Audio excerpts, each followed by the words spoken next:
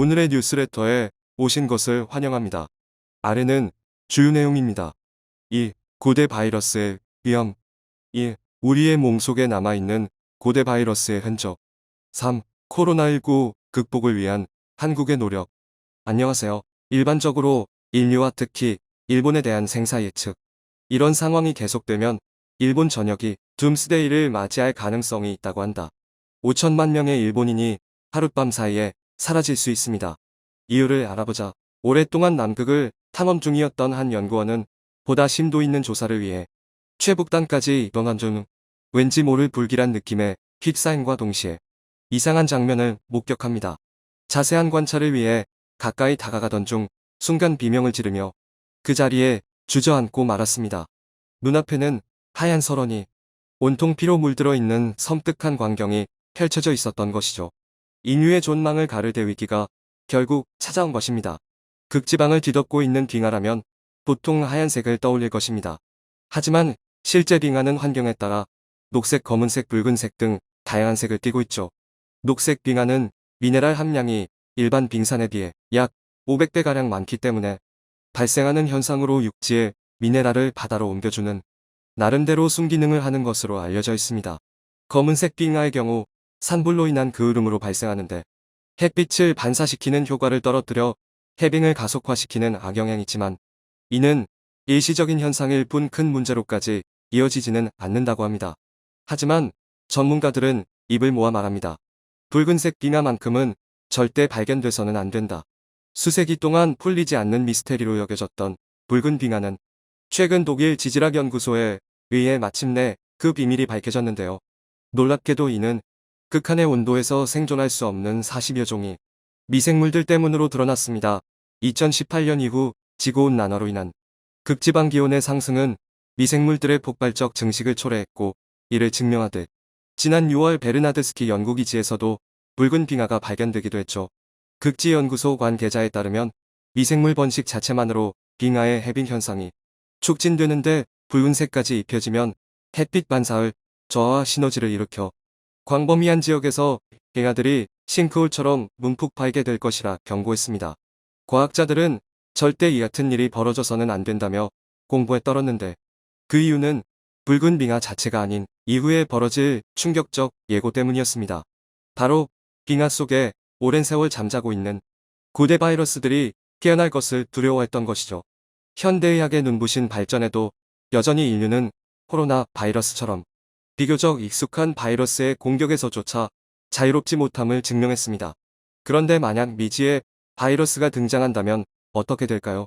충격적이게도 현재 세계 연구기관들이 매우 위험한 잠재 위협으로 분류하고 있는 고대 바이러스들의 위협이 지구온난화의 영향으로 점차 현실이 될 조짐을 보이고 있습니다. 지난 6월 미국과 중국 공동연구진은 티베트 굴리아 빙하를 50m 정도 깊게 뚫고 표본을 채취했는데 연구 과정에서 1만 5천 년 전에 형성된 것으로 보이는 고대 바이러스의 존재가 확인됐는데요. 이 바이러스들은 빙하기 때 만연설에 갇힌 것으로 추정되며 최장 10만 년까지 무생물 형태로 동면 가는 기온이 오르면 활동 재개하는 것으로 알려져 있습니다.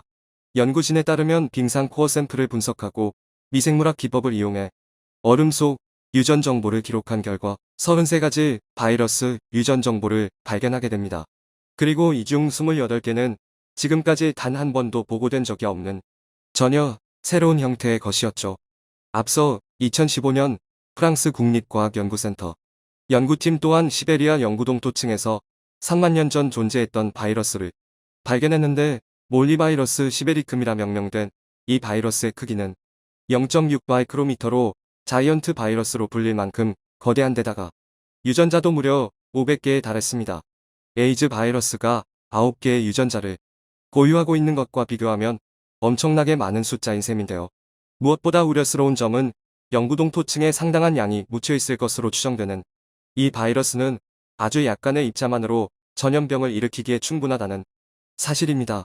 해빙으로 자연스럽게 유출된 것이 사실이라면 최초 발견된 곳이 석유나 기타 광물 자원이 풍부해 향후 인간의 접근이 많이 이루어질 가능성이 높은 장소라는 점에서 만약 철저한 조사 없이 이 지역에 상업적인 진출을 시도했다가는 그동안 멸종됐다고 믿었던 바이러스가 부활하는 최악의 사태가 될 수 있음을 프랑스 국립과학연구센터 측은 경고했습니다. 실제로 지난 2016년 여름 러시아 시베리아 지역에서 원인 모를 탄저병이 발생해 주민들이 공포에 떨었던 사례가 있었는데요. 당시 러시아 중북부 야말로넨트 자치구에서 12세 목동이 탄저병으로 숨졌고 같은 지역에서 술로 2,300여 마리가 떼죽음을 당한 사건이 발생했습니다.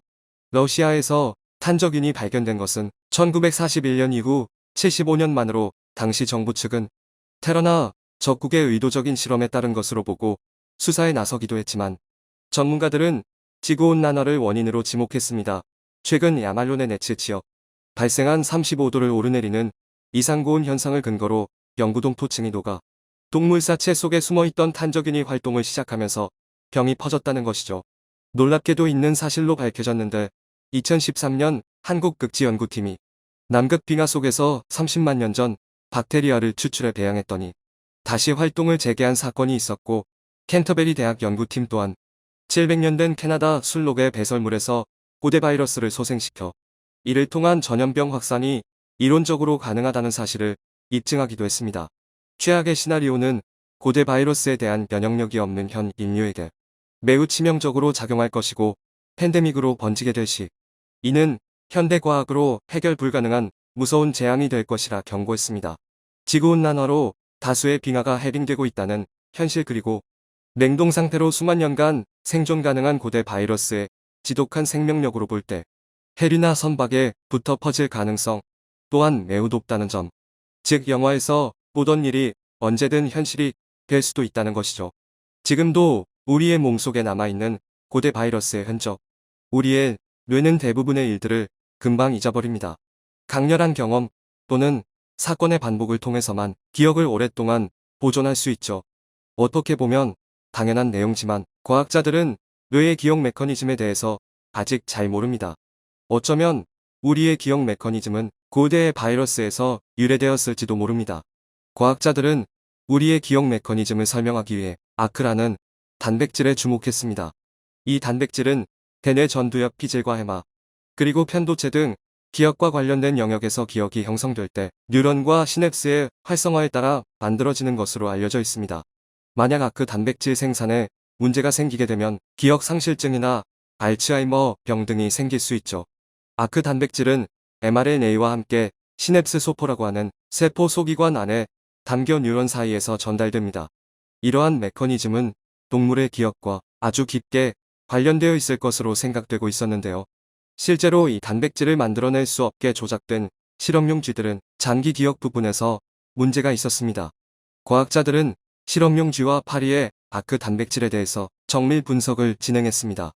그 결과 이 단백질은 레트로바이러스들이 가지고 있는 개그라는 단백질과 아주 비슷해 보였죠. 개그 단백질은 숙주의 세포 안에서 만들어진 바이러스를 세포 밖으로 내보내기 위해 캡시드라는 보호용 껍질을 만들어내는데요. 이러한 캡시드는 바이러스 입자가 세포를 감염시킬 때 유전 물질을 전달하게 됩니다. 아크 단백질 역시 캡시드와 비슷한 물질을 만들어 유전 정보를 전달하고 있는 것으로 확인되었습니다. 이 물질은 세포막 조각으로 포장되어 소포의 형태로 세포 밖으로 방출되고 있었죠. 바이러스가 아닌 단백질 중에서 이러한 방식으로 유전 정보를 전달하는 경우는 처음 보는 것이었습니다. 이것은 말 그대로 완전히 새로운 발견이었습니다. 사실 생물의 게놈에는 아득한 먼 옛날부터 감염된 바이러스의 흔적들이 남아있는 경우가 있습니다. 바이러스는 숙주 세포의 게놈에 자신의 유전 정보를 기록하고 또 자신 복제하는데요. 극히 드물게는 생식 세포에 감염된 바이러스 유전자가 숙주의 후손에게까지 전해지는 경우가 있습니다. 이러한 유전자는 대부분은 무해하고 또 비활성화되지만 때에 따라서는 아주 중요한 기능을 담당하는 유전자로 진화할 수 있습니다. 예를 들면 포유류의 태반 형성과 기능에 관련된 유전자가 바이러스 성이라고 판명되기도 했었죠. 또한 이번 연구에서 흥미로운 사실이 추가적으로 밝혀졌는데요.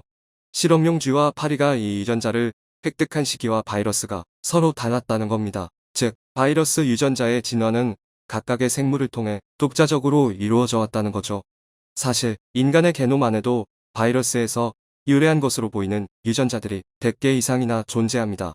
이렇듯 바이러스 감염은 생존의 위기를 초래할 수도 있지만 생물은 바이러스가 남긴 코드를 약사 빠르게 재이용하여 생존력을 더욱 강화시키기도 했습니다. 어떻게 보면 바이러스 유전자의 재이용은 우리가 생각하는 것보다 그렇게 어렵지 않은 것일지도 모르겠습니다. 많은 위험이 여전히 숨겨져 있으며 우리는 매우 경계해야 합니다. 뉴스레터 말미에는 방역 과정에서 한국에 대한 소식을 전하고 싶습니다. 한국은 코로나 바이러스 퇴치에서 잘했다. 한국이 코비드-19 회복력에서 세계 최고를 기록했다. 블룸버그가 2020년 12월부터 매달 53개국을 조사하여 순위를 매기는 블룸버그즈 코비드 레질리언스 랭킹의 마지막 회에서 한국이 80.9점으로 수위를 차지했다.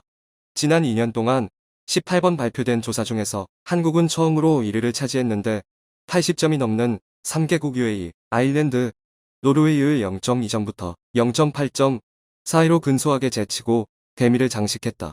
우리나라는 올해 들어서 가파르게 상승하면서 지난 5월에 6위를 기록했다가 마지막 조사에서 한국 쇼트트랙 선수단의 장기인 칼날 내밀기 킥 9과 같은 막판 끝내기로 5단계를 비약했다. 상위 10개국은 한국 80, 9를 비롯해서 UAE 80.7, 아일랜드 80.5, 노르웨이 80.1, 사우디아라비아 79.8, 덴마크 79, 캐나다 78.8, 네덜란드 78.6, 오스트레일리아 78.1, 터키 77.3으로 아시아에서는 한국이 유일하게 10위권에 속하면서 세계 1위를 차지했다. 회복력 레질리언스 지수는 인구 10만 명당 코비드-19 확진자 및 사망률, 백신 접종률, 엔데믹 이후 항공 및 여행, 보건 수준 등 11개 지표를 100점 만점을 기준으로 채점한 결과들을 합쳐서 총점으로 환산한 것이다. 측정 지표 중에서 8개는 매일 업그레이드하고 1개는 주간 단위로 업그레이드한 것이다. 나머지 2개는 연간 변동을 반영했다. 2021년 4월 조사에 한국은 전체 19위를 기록했으나 1년여 만에 1위로 상승했다. 이러한 변화는 한국이 백신 접종률, 팬데믹 출구 정책 등에서 상위권 국가들을 빠르게 추월했기 때문에 가능했다. 조사 대상 53개국은 코로나 사태에 상대적으로 잘 대응하는 상위권 국가들이란 점에서 블룸버그 회복력 조사의 1위는 글로벌 탑으로 간주해도 무리가 없다. 이와 같은 맥락에서 중국 51위과 러시아 53위가 세계에서 가장 회복력이 낮은 국가는 아니다. 양국은 세계 200여 개 국가 중에서 상위 25%에 속하는 것으로 해석하는 것이 적절하다. 다만 중국은 제로 코로나를 표방하면서 상하이 장기 봉쇄로 인한 주민어각 및 인권 침해 논란까지 초래한 것에 비해서 회복력 수준이 낮게 나타났고, 러시아는 조사 대상국 중에서 회복력이 가장 낮으면서 우크라이나 침공을 지속하면서 세계 경제에 악영향을 끼치고 있다는 지적을 받고 있다. 지난해 제주평화연구원의 경제보건력 지수 이코노믹 레질리언스 스코어에서는 9위를 차지했다. 이 지수는 GDP 변화율, 투자 변화율, 실업률 변화율, 정부 부채 변화율, 경상지수 변화율, 인플레이션 등을 기본 지표로 삼아서 경제의 건전성과 안전성, 그리고 생산성의 변동률을 종합한 것이다. 9기 마지막 발표에서 글로벌 1위를 차지한 것은 누적 합계 1위도 아니고 최종적 1위도 아니다. 포스트 코로나는 이제 시작일 뿐이고 2022년 하반기에 어떤 유행이 다시 도래할지 모르는 상황에서 경제의 불확실성이 커지고 있다. 그럼에도 불구하고 대한민국의 글로벌 회복력 1위는 마스크 착용에 대한 전국민적 헌신, 백신 접종에 대한 거국적 협력과 불의의 사망자 및 후유증 피해자들, 의료진의 전례 없는 소모와 자영업자의 광범한 파탄이라는 돈으로 환산할 수 없는 엄청난 비용과 고통 위에 쌓아올린 눈물겨운 금자탑이다. 지구의 입장으로 보면 인간은 진짜 징그럽게 끈질기고 박멸이 힘든 바이러스. 자연이랑 순화하며 같이 사는 게 아니라 잘났다고 지배하고 훼손한다. 미안하다 지구야. 우리의 소중한 지구를 지킵시다. 후손을 위해서라도. 시청해주셔서 감사합니다.